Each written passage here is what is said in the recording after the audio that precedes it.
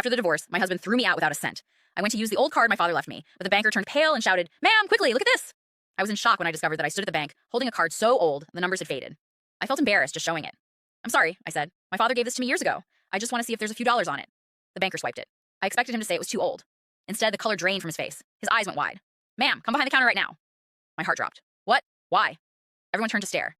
2 security guards appeared. I felt panic rising. He took me to a private office. My mind raced. Maybe my ex-husband had set me up. Let me tell you how I got here. 3 days earlier, Richard stood in our doorway. Behind him was his mistress. "You need to leave now," he said coldly. "The house is in my name. The cars are in my name. Everything. You signed the papers, but I don't have anywhere to go. We were married for 12 years, and I gave you 12 years of comfort. We're even. Now go." I walked away with 1 suitcase and $43 in my purse. I found a cheap motel. On my second night, I went through my belongings looking for anything to sell. That's when I found the envelope yellowed with age. My father's handwriting for my daughter. "When the world gets hard." My father died 17 years ago when I was 19. He'd been a building superintendent. He wore the same 3 shirts and walked everywhere because bus fare was wasteful. Inside was a bank card and a note. "Keep this safe. Use it when you really need it. I love you, Dad." I figured maybe $50, enough for a few more nights. "Now?" The banker stared at his screen. "I need to verify your identity," he said. After I answered his questions, he turned the screen toward me. I saw the balance. I counted the digits 3 times. "That can't be right," I whispered. "That says 4.7 million. The room tilted. I gripped the desk. "I've checked 3 times. The account is real, and it's yours. But my father didn't have money. We were poor. We ate pasta 4 nights a week. He patched his boots with duct tape." He pulled up another screen. 25 years ago, your father owned a small piece of land. A developer wanted it. Your father negotiated 5% of all future profits. They built a major complex downtown. For 20 years, 5% of profits went into this trust set to transfer to you at 18. But I'm 35. Why didn't I know? We sent letters when you turned 18 to your father's old address. You'd moved to college. They were returned. The money kept growing for 17 years. Why did we live in poverty if he had this? Your father never touched it. Not once. He structured it so only you could access it.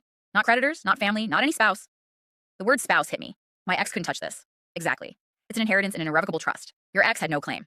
Even during marriage, he grew serious. 3 months ago, someone made an inquiry using your name. We denied it. 3 months ago. Right before Richard filed. He knew, I said quietly.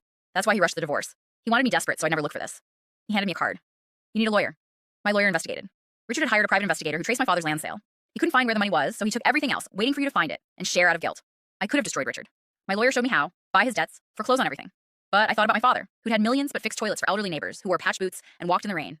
No, I said I'm not going to destroy him. Instead, I created a foundation to help divorced women left with nothing: housing, job training, legal help, grants to restart their lives. I also created a scholarship for students from working-class families. 6 months later, I visited my father's grave. "Hi, Dad," I said quietly, placing roses on his headstone. "I found the money, and I think I understand now. You were teaching me that money doesn't define who you are." I told him about the foundation, the women I'd helped, choosing not to seek revenge. "I'm not going to waste what you gave me. You gave me freedom, Dad. The freedom to choose who I want to be." My phone buzzed. One of the women from the foundation got her first paycheck. She was crying happy tears. My father had given me not just money, but responsibility and purpose.